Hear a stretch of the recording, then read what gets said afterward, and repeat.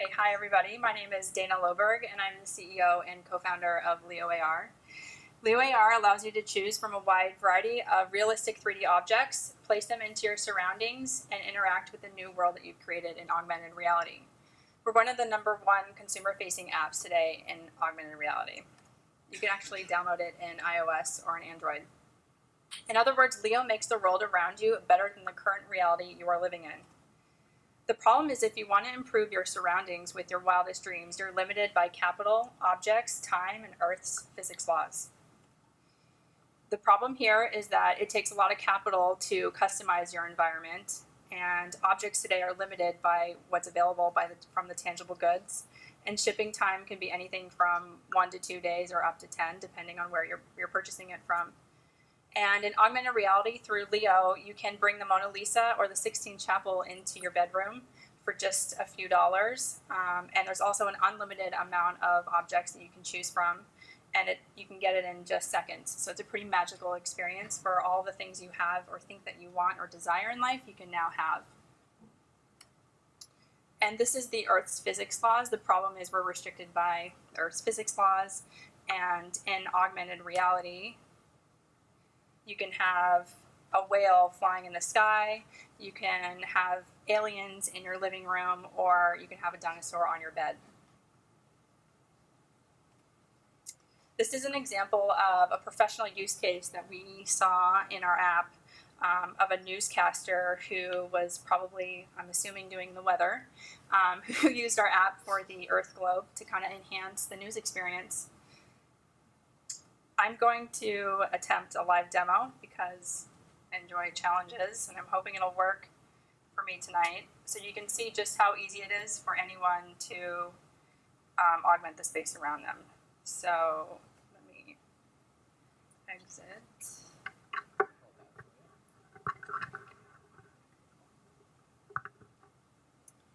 Okay, so this is my screen.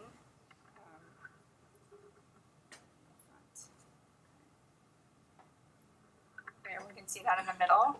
I'm going to just recognize the floor here, and I will do this cool unicorn. You can see we have a ton of categories at the bottom. Let's move it here.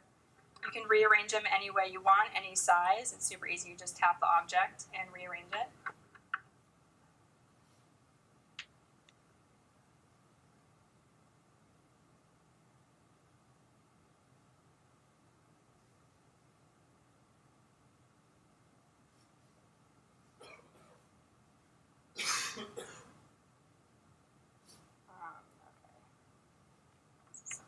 Sort of difficult with the mic.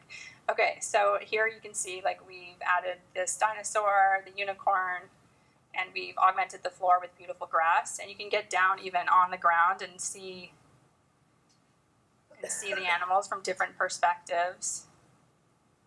And now you can share it internally with your Leo feed, and you can hashtag it so people can easily search and find it.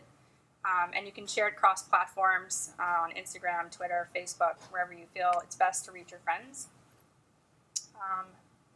And that is it for how easy it is to use our app. And now I'll go back to the demo.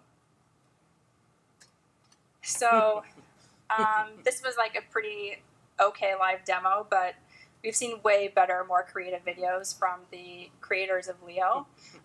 And this is a great example of a family in a very rural area who doesn't have access to beautiful paintings or Mona Lisas or carpets. And the accessibility of goods and objects to people all over the world is very strong in AR. So I'm just going to show you this video of just really how social the kids are when it comes to AR and how quick they are to adapt to this new technology.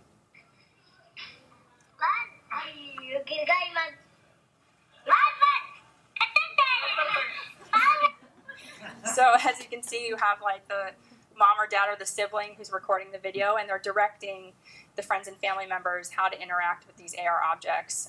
And so we'll be improving kind of the interactivity and actions that the AR characters will make going forward. And these are other really good examples I wanted to share with you. These are like dreamlike experiences that you can now have in AR that you could never produce unless you were in Photoshop and more technical. What is that thing? Touch it, a little bit down. Oh, he's gonna bite you. Reach up and pet it. Aww. Presley, reach up and pet it right there. Huh? No, he's just hanging out.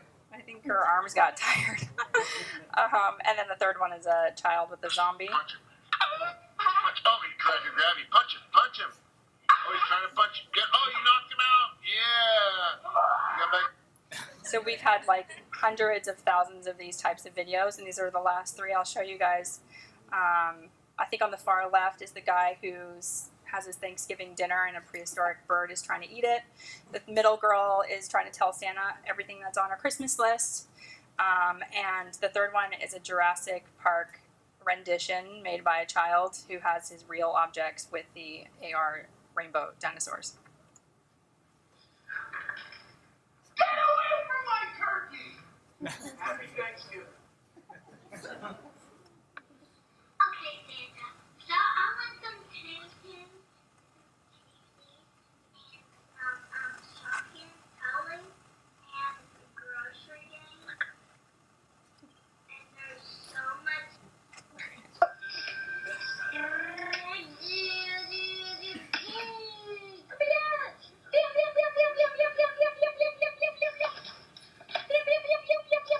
Okay, this kid made so many videos of this. I didn't know which one to choose. A lot of the kids take over and over and over to kind of perfect the video.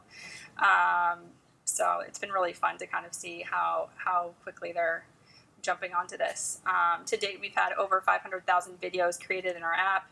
We've had over 1 million realistic 3D objects used. I'm sure you guys aren't that interested in the team slide, but this is our second company, and I have a former artist. So our team is very technical with an art person, which helps to bring the art and tech together when it comes to augmented reality, because I think when visual communication, you really need someone who visually is thinking, who's able to curate the objects, who thinks about beautiful, enticing, enhancing ways to make the world a better place. So we have a very interesting combination as co-founders, and we have a very good technical team here in Silicon Valley. We're based out of Los Gatos, and we have over 7,000 stars in GitHub, which is open source projects, ranked higher than even Uber or Twitter. And if there's anyone that's interested in AR, or if any of you guys have questions, you can answer them. Can you bring your own 3D models into the software? Like if I get scanned at a conference, can I take that and put it in there?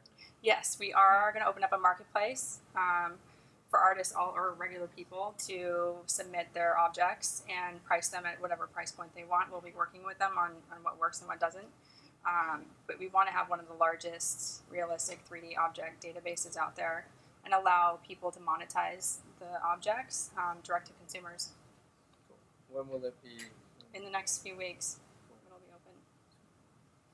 Yeah. I just downloaded it. It's super cool. Okay. Thank you. Do you see a time when we can start to interact with them too? Yeah, so we're looking at, we're working with some 3D artists and like having different actions that people can say, like, I want the unicorn to jump up, I want it to bow down, or like maybe do a high five. So we're working on that next. It's going to be probably a few weeks, months. Some other, just some people playing with, like, if I'm having an experience here with my phone and somebody else has a phone, we can see the same thing. Yeah, so that's coming in the new AR Kit 2.0. I think they're starting to do like more social between mobile phones, so we will be applying that for sure. Because the more social and interactive it gets, the more fun it becomes for everyone. Exactly. Yeah. Anything else? Yeah. What kind of support do you have for sound or spatial audio? Yeah, right now we just have the sound that you have when you're filming it, but we want to add music, so we're working on that as well, because we think it's super important to kind of enhance the visual with music. We're just trying to figure out all the copyright stuff and there's a lot of things to sort through when it comes to that.